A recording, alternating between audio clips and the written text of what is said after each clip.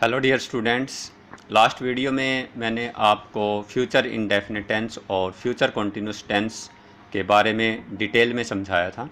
Today I will teach you our next tense, future perfect tense. Perfect tense में हम verb की third form का प्रयोग करते हैं। प्रेजेंट टेंस में हमने हैज़ या हैव प्लस वर्ब की थर्ड फॉर्म का प्रयोग किया था। पास्ट परफेक्ट टेंस में हमने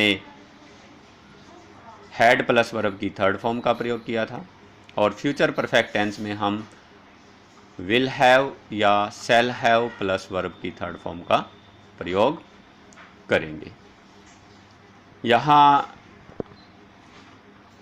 हम विल हैव या शैल हैव का प्रयोग कर रहे हैं।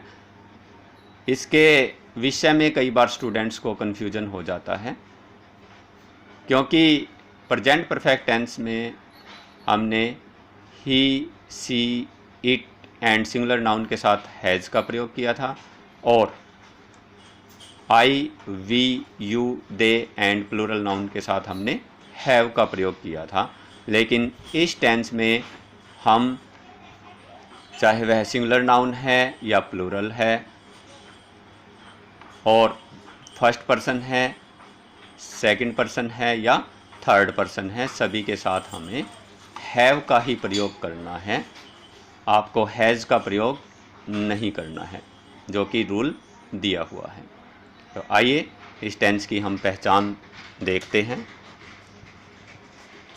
वाक्य के अंत में चुका होगा, चुकी होगी, चुके होगे, लिया होगा, ली होगी, लिए होगे, दिया होगा, दी होगी, दिए होगे इत्यादि आता है।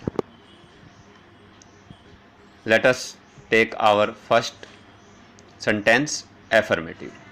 एफर्मेटिव में रूल लगेगा सब्जेक्ट प्लस विल या shall plus have plus third form of verb plus object.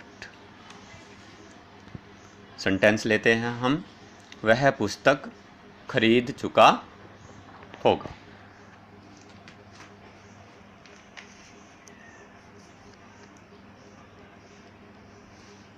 ही के साथ हम प्रयोग करेंगे विल, देन हैव। खरीदना के लिए हम परचेज या बाय का प्रयोग करते हैं, तो थर्ड फॉर्म क्या लग जाएगी? He will have purchased a book.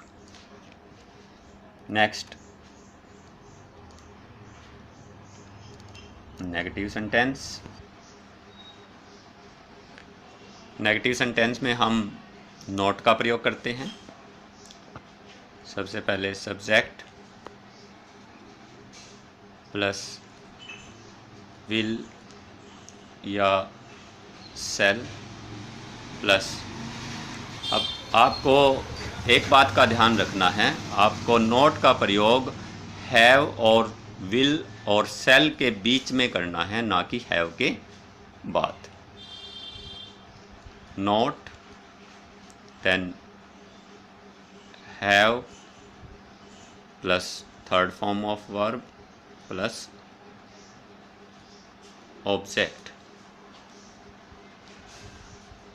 Way match नहीं जीत चुके होंगे।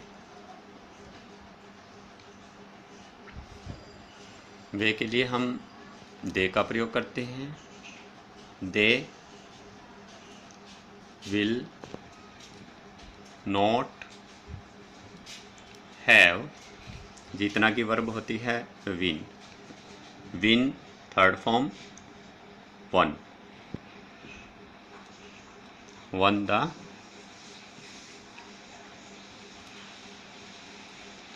match.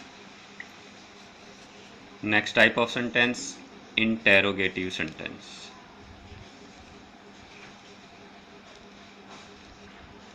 इंटेरोगेटिव सेंटेंस के बारे में मैंने आपको बताया हुआ है। हम 2 टाइप से बनाते हैं, एक तो WH फैमिली से और एक हेल्पिंग वर्ब से। तो दोनों ही टाइप ले लेते हैं हम। WH फैमिली, इसको मैं ब्रैकेट में रख रहा हूँ। यदि हम WH फैमिली के वर्ड्स का प्रयोग करेंगे तो हम उसको लगाएंगे, अदरवाइज़ हम हेल्पिंग वर्ब से सेंटेंस बनाएंगे। तो विल या सेल सबसे पहले, उसके बाद subject, then have plus third form of verb plus object, sign of interrogation. क्या मोहन दवाई ले चुका होगा?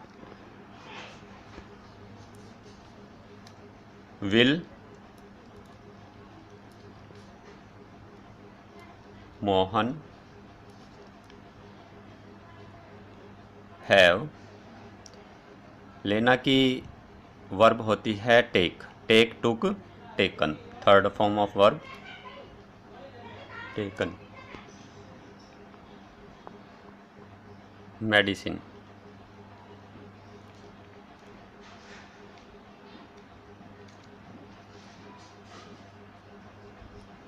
अब यदि मैं ये कहूँ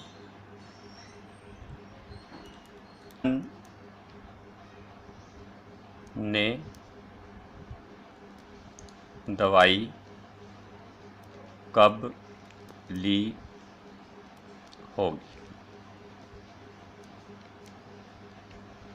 अब हमारा क्वेश्चन डिफरेंट बन गया, क्योंकि आपको मैंने पहले भी बताया था, यदि हम हेल्पिंग वर्ब से क्वेश्चन बनाते हैं तो उसका आंसर हमें यस या नो में देना होता है। लेकिन यहाँ पर क्या पूछा गया है, मोहन ने दवाई कब ली होगी, यानी कब टाइम को शो कर रहा है, और टाइम के लिए हम किसका यूज़ करते हैं, व्हेन का। सेंटेंस बिल्कुल वैसा ही रहेगा, सिर्फ WH फैमिली का वर्ड लग जाएगा, when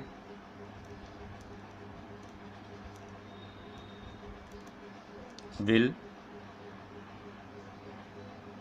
Mohan have taken medicine.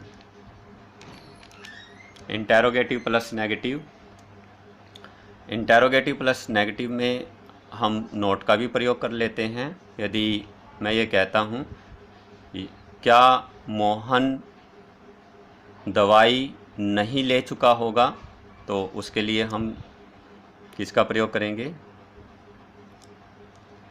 Will Mohan not have taken medicine. तो आपको एक बात का ध्यान रखना है, सब्जेक्ट के बाद नोट लगेगा। Got it? Thank you.